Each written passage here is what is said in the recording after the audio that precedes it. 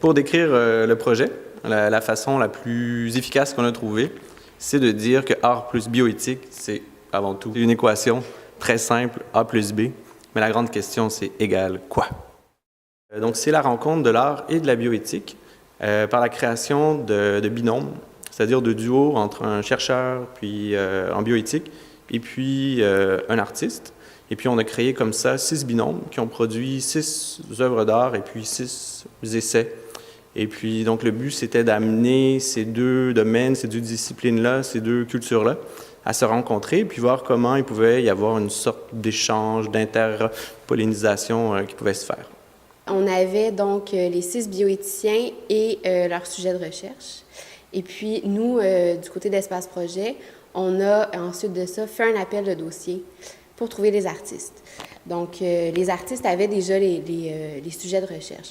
Donc, eux, ils ont appliqué pour faire partie du projet en connaissant donc les sujets, puis on leur a demandé, en fait, dans l'appel, de dire pourquoi, avec qui ils aimeraient travailler et pourquoi. Nous, on était partis avec l'idée où on voulait illustrer les grands champs de la bioéthique. Donc, on voulait s'assurer que tous les champs, disons l'éthique clinique, l'éthique organisationnelle, fait que ces grands domaines-là allaient être couverts. Donc, on a voulu s'assurer que les thèmes de nos bioéthiciens venaient rechercher ces thèmes-là. Fait qu'on a des thèmes qui passent de la médecine personnalisée en médecine vétérinaire, où on veut parler de l'occupation d'un territoire avec des animaux qui sont des animaux non humains, mais en fait, c'est la distinction entre l'homme et puis l'animal. On a des œuvres qui parlent du transfert de connaissances, le rôle du chercheur dans ce transfert de connaissances-là.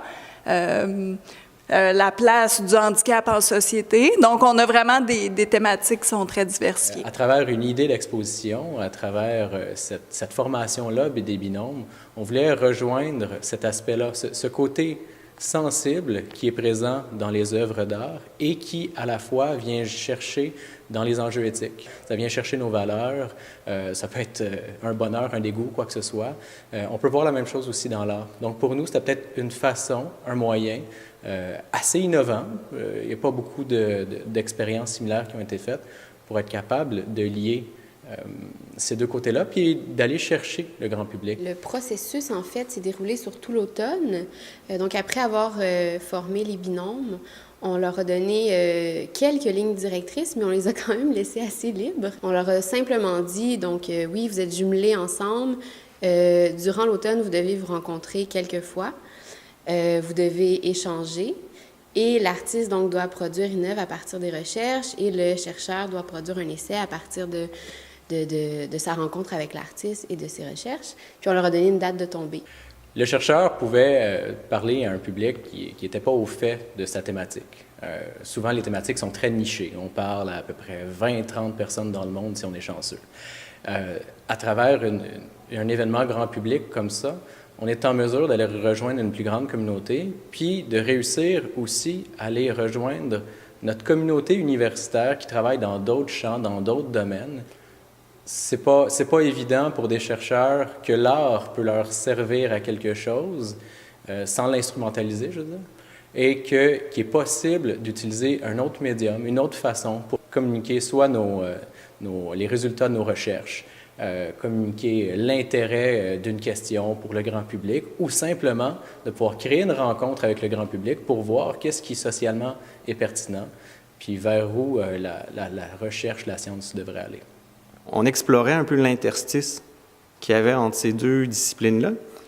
J'ai l'impression que ce qu'on a fait, c'est qu'on a vraiment ouvert un nouveau champ entre les deux, où il y a peut-être tout un nouveau langage à réinventer pour essayer de décrire cette forme d'interstice-là. Je considère le projet un peu comme une expérience vivante. On pouvait régler certains paramètres au départ, mais après, ce qui a émergé, c'était quelque chose de presque imprévu parce que c'était nouveau. C'est une sorte de nouvelle forme de vie, un nouvel organisme vivant qui en sort.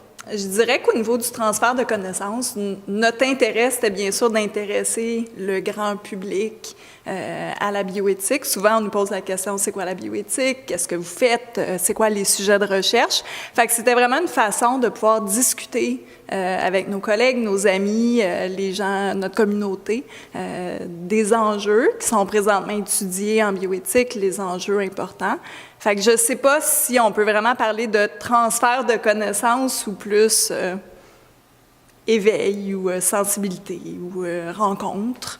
On ne demande pas, par exemple, à l'artiste d'illustrer le propos du chercheur, tout autant que le chercheur d'expliquer la démarche de l'artiste. C'est là où est-ce que la rencontre a lieu. C'est dynamique, c'est organique. Ça peut être déroutant, déstabilisant, mais en bout de ligne, c'est ça la rencontre, c'est ça le lien humain qui peut se créer.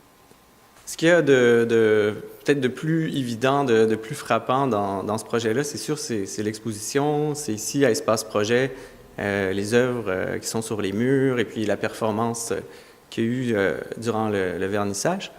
Mais en même temps, il y a tout un dispositif textuel, c'est-à-dire on est en train de monter un numéro spécial pour la revue Bioéthique Online.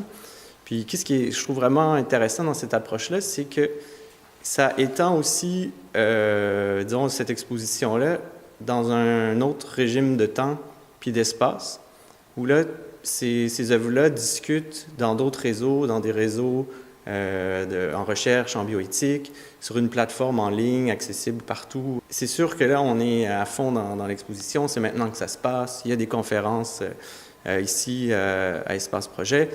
Puis, mais en même temps, j'ai l'impression que ça va durer encore plus longtemps. L'écho de cet événement-là va durer beaucoup plus longtemps avec le numéro spécial qui vient reprendre aussi tout ce travail-là qui a été fait dans les binômes, qui pousse la réflexion dans d'autres disciplines, au sein de recherche, au sein de domaines de réflexion en bioéthique.